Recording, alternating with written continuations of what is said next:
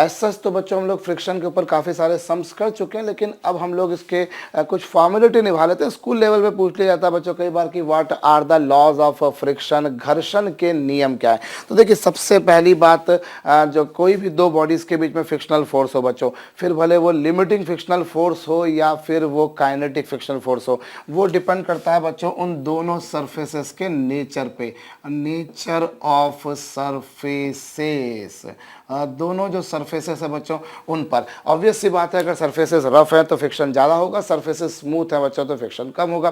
भाई अगर वो सरफेसेस कैसी है, रफ है, खुरदुरी सतह है बच्चों, तो उस केस में फ्रिक्शन ज़्यादा, और अगर वो स्मूथ सरफेस है बच्चों तो फ्रिक्शन फोर्स कम। सबसे पहली बात लाजमी है। दूसरी बात बच्चों ये जो होता है कि हमेशा भले स्लाइडिंग फोर्स भले वो काइनेटिक वाला हो या फिर लिमिटिंग वाला हो, ये हमेशा बच्चों कैसे लगता है, ये हमेशा सरफेस ऑफ कांटेक्ट के पैरेलल लगता है। This always acts parallel to the surface of contact. बता चुका हूँ बच्चों, नॉर्मल रिएक्शन हमेशा सरफेस ऑफ कांटेक्ट के परपेंडिकुलर होता है, और ये जो फोर्स होता है बच्चों फ्रिक्शनल फोर्स, वो हमेशा सरफेस ऑफ कांटेक्ट के पैरेलल होता है। तीसरी बात बच्चों, ये जो फ्रिक्शनल फोर्स होता है, जो फ्रिक्शनल फोर्स होता है बच्चों, it is proportional to normal reaction. मैं दोनों जो फ्रिक्शनल फोर्स है बच्चों, उन दोनों के नियमों के बारे में एक साथ पढ़ा रहा हूँ। दोनों मतलब लिमिटिंग वाला और काइनेटिक वाला, दोनों के लिए ये जो फ्रिक्शनल फोर्स होता है बच्चों, it is proportional to normal reaction. ये नॉर्मल रिएक्शन के प्रोपोर्शनल होता है, बाकायदा आप लोगों ने देखा है। अब भाई एफ लिमिटिंग होता है म्यू एस इंटू एन, और एफ के होता है बच्चों mu Q N to N. और चौथी बात बच्चों, ये जो होता है, ये जो फ्रिक्शनल फोर्स होता है, this is independent of area of contact. Area of contact पर डिपेंड नहीं करता, हम बशर्ते नॉर्मल रिएक्शन सेम रहे। It is independent of area of contact conditionally. Normal reaction जो है बच्चों यदि क्या रहे, सेम रहे। जैसे मान लीजिए ये सरफेस है, अब इस सरफेस पर बच्चों मैं किसी बॉडी को ऐसे रखकर चलाऊं, या इसी सरफेस पर बच्चों मैं किसी बॉडी को ऐसे रखकर चलाऊं, ऐसे रखकर चलाऊं, दोनों केस में जो फ्रिक्शनल फोर्स होगा बच्चों वो सेम होगा। जैसे एग्जांपल के तौर पे यही लीजिए, अभी मैं इस पेन को ऐसे रख के चलाऊं बच्चों या फिर ऐसे रख के चलाऊं, दोनों केस में जो फ्रिक्शनल फोर्स होगा वो यही रहेगा। हमारा दिल कहता है कई बार कि नहीं यार ऐसे रखेंगे तो ज़्यादा एरिया कॉन्टेक्ट में आएगा, ज़्यादा एरिया कांटेक्ट में आएगा तो ज़्यादा फ्रिक्शन लगेगा, और ऐसे रखेंगे तो कम आएगा। बच्चों ऐसा नहीं होगा। दोनों केस में आप प्रैक्टिकली एक्सपेरिमेंटली ये ऑब्जर्व कर सकते हैं कि दोनों केस में जो फ्रिक्शनल फोर्स होगा बच्चों वो सेम होगा, बशर्ते ऑब्जेक्ट सेम रहे। हाँ, अगर आपने इस ऑब्जेक्ट को किसी दूसरे ऑब्जेक्ट से रिप्लेस कर दिया, सपोज करो ये ऑब्जेक्ट था, आपने इस ऑब्जेक्ट को इस ऑब्जेक्ट से रिप्लेस कर दिया, if you have replace this object तो फिर बात अलग हो गई बच्चों।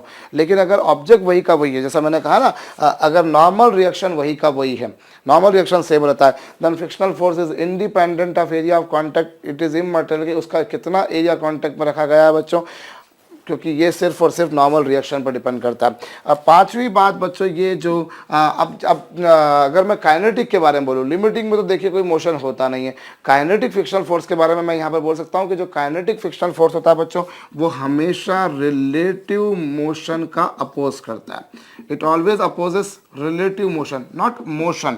मोशन का अपोज नहीं करता। भाई हम सड़क पर चल ही इसलिए पाते हैं क्योंकि फ्रिक्शन, अगर फ्रिक्शन नहीं होता तो हम चल पाते। अगर मान लीजिए सड़क पर या ज़मीन पर बच्चों पानी धुल जाए या कहीं तेल गिर जाए और उसके ऊपर आप चलें तो फिसल जाएंगे आप, गिर जाएंगे आप। क्यों? क्योंकि फ्रिक्शन नहीं ऑफर होगा। लेकिन हम सड़क पर चल पाते हैं बच्चों बिकॉज ऑफ फ्रिक्शन, सिर्फ फ्रिक्शन इज देयर। अगर फ्रिक्शन नहीं भैया तो फिर कैसे मोशन होगा? हम ढेरों ढेरों ढेरों एग्जाम्पल ऐसे बना सकते हैं बच्चों जिनमें फ्रिक्शन है तभी है मोशन, अदरवाइज फिर मोशन पॉसिबल नहीं है। भाई आप जो है सड़क पर चल नहीं सकते अगर आप मोशन या फ्रिक्शन नहीं है। आप बिल्कुल स्मूथ सरफेस कर दीजिए, एकदम चिकनी सतह कर दीजिए, गिर जाएंगे। हम बोलते हैं ना भैया देख के जाना, बहुत चिकना फ्लोर है।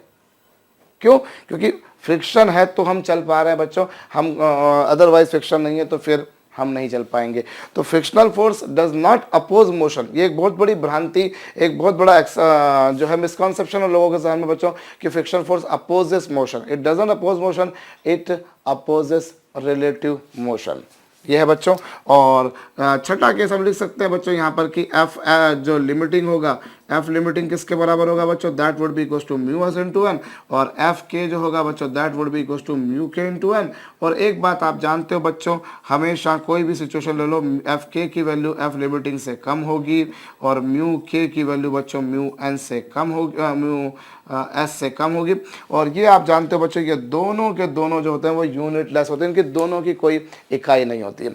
तो ये हम लोगों ने बच्चों क्या पढ़ा, इसके लॉज जो स्कूल लेवल पे पूछे जाते हैं बच्चों। पहली बात, जो फ्रिक्शनल फोर्स ऑब्वियसली वो सरफेस ऑफ नेचर, जो दोनों सरफेस हैं उनके वो आपस में उनके नेचर पर डिपेंड करेगी। अगर सरफेसेस रफ है तो फ्रिक्शन फोर्स ज़्यादा, अगर सरफेसेस रफ नहीं है तो फ्रिक्शन फोर्स कम। दूसरी बात बच्चों, फ्रिक्शनल फोर्स हमेशा सरफेस के कैसे रहता है, पैरेलल रहता है, parallel to the surface of contact. Parallel बोल दीजिए या फिर इवन आप इसे टेंजेंशियल बोल दीजिए, whatever you want to say, भाई आप उसे टेंजेंशियल भी बोल सकते हो। और तीसरी बात बच्चों, ये नॉर्मल रिएक्शन के प्रोपोर्शनल है, और अगर नॉर्मल रिएक्शन वही का वही है then it is independent of area of contact. और ये जो काइनेटिक फ्रिक्शन फोर्स होता है बच्चों, as far as sliding friction की, as far as static friction की बात करूं बच्चों, या फिर मैं लिमिटिंग की बात करूं, उसमें तो कोई मोशन होता नहीं है। लेकिन if you are talking about kinetic friction force then you must say that it is inversely proportional to, sorry it is opposing relative motion. और छठा, हम लोग इनके बच्चों फार्मूले भी बोल सकते हैं। इनफैक्ट म्यू एस और म्यू के की डेफिनेशन भी बोली जा सकती है बच्चों। What is the definition of mu S? Mu S is equal to the ratio of limiting frictional force and normal reaction. Limiting frictional force और नॉर्मल रिएक्शन के रेशो को, लिमिटिंग फ्रिक्शनल फोर्स और नॉर्मल रिएक्शन के ratio को हम बोला करते हैं बच्चों mu S. This is limiting frictional force, this is normal reaction. इन दोनों का रेशो क्या कहलाएगा बच्चों, म्यू एस, यानी कि sliding frictional static frictional force coefficient. और इसी तरीके से बच्चों kinetic frictional force, kinetic frictional force और नॉर्मल रिएक्शन, इन दोनों का जो रेशो होगा बच्चों, इन दोनों का जो रेशो होगा उसे हम बोलेंगे काइनेटिक फ्रिक्शनल फोर्स कोफिशिएंट।